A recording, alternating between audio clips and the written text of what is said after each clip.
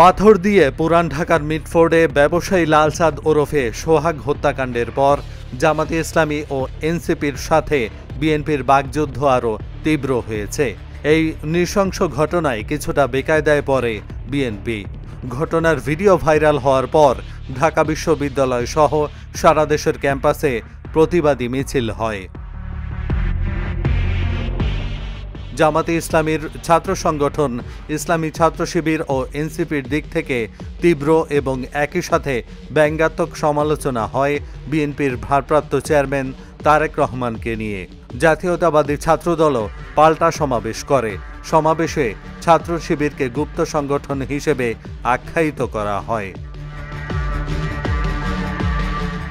তারেক রহমানের বিরুদ্ধে ক্রমাগত ষড়যন্ত্রমূলক মিথ্যাচার ও অপপ্রচারের প্রতিবাদে গত সোমবার বিকেলে এক বিশাল বিক্ষোভ মিছিল করে বিএনপি। সেই দলের মহাসচিব মির্জা ফখরুল ইসলাম আলমগীর বলেছেন, তারেক রহমানের বিরুদ্ধে যারা কথা বলে তারা গণতন্ত্রের শত্রু। মুক্তিযুদ্ধ প্রসঙ্গে জামাতের বিরুদ্ধে অবস্থান প্রায় এক বছর ধরেই পরিষ্কার করে আসছেন বিএনপি নেতারা।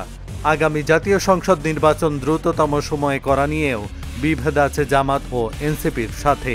নির্বাচনে পিআর পদ্ধতি নিয়েও দ্বিমত আছে বিএনপির। সংস্কার ছাড়া নির্বাচন নয়, এই তত্ত্ব নিয়েও জামাত এনসিপির সাথে দ্বিমত আছে বিএনপির।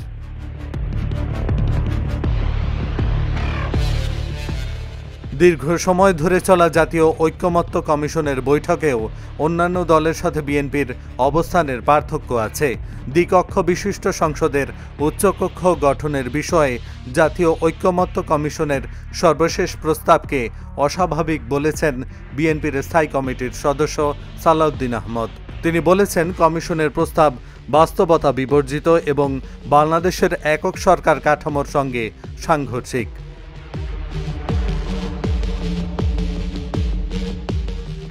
আওয়ামী লীগবিহীন রাজনীতির মাঠে বাংলাদেশের বৃহত্তম রাজনৈতিক দল বিএনপি জামাত এনসিপির প্রতিপক্ষ।